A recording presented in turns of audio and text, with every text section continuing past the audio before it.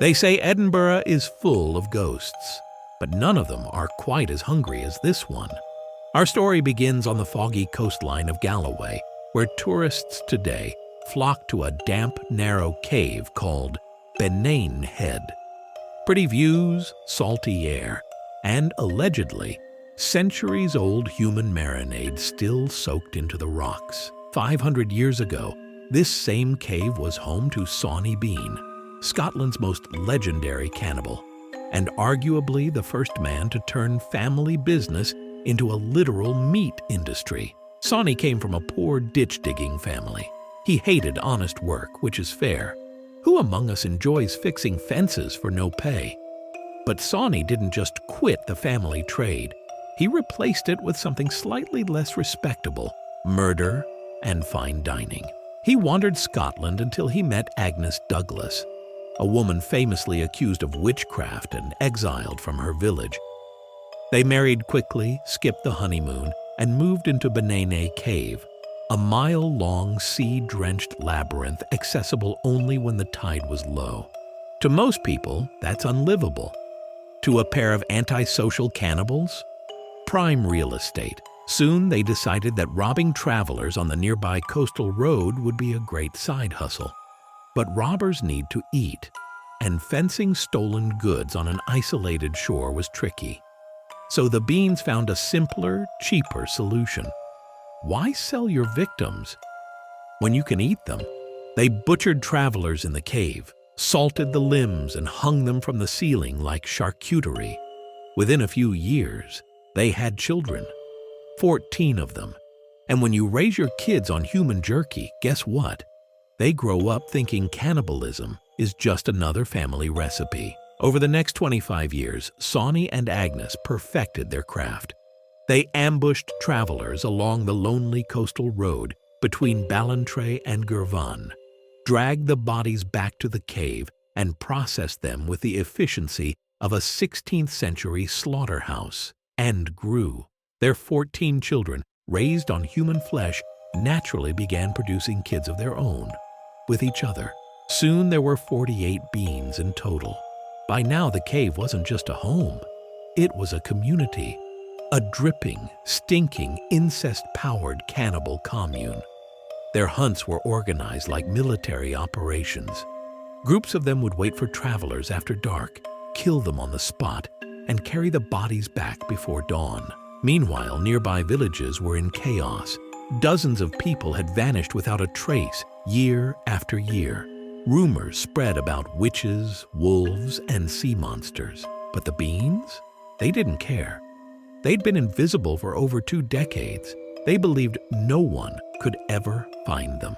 Till one night, they got sloppy. A husband and wife were traveling home from a market. The Beans ambushed them as usual, knives out, drool probably running. But this time, the husband fought back. He had a sword, a pistol, and most dangerously, a backbone. In the chaos, the Beans tore the wife apart. 5-star meal, apparently. But before they could finish the job, they heard voices, lots of them. A caravan of merchants, 24 armed traders, was heading down the same road.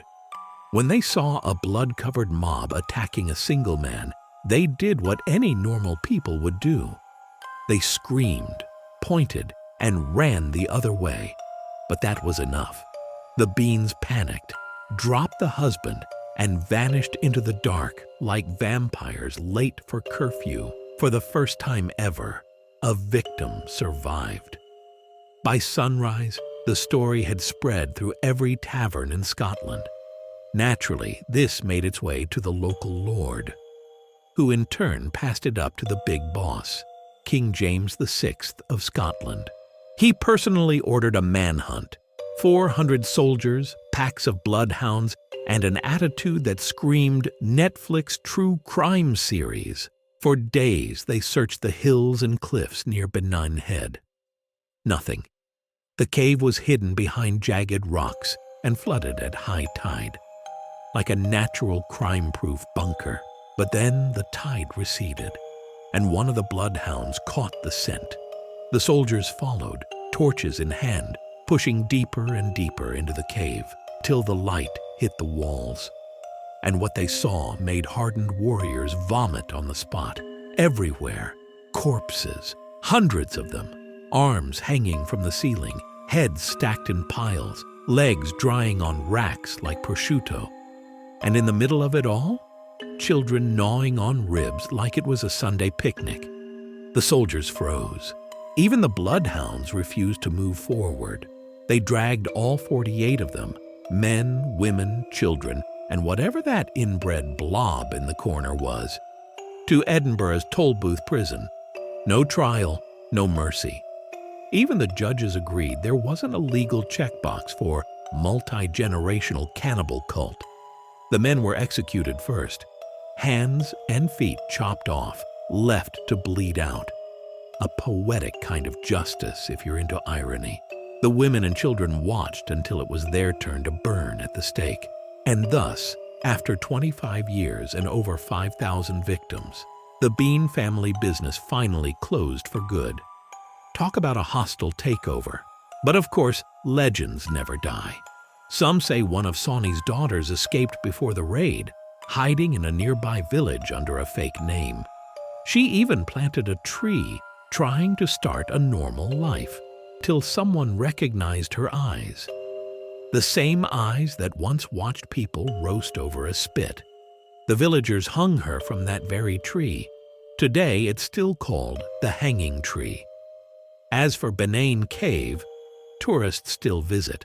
They pose for selfies, laugh nervously, and say, "Wow, imagine if this really happened." Imagine indeed.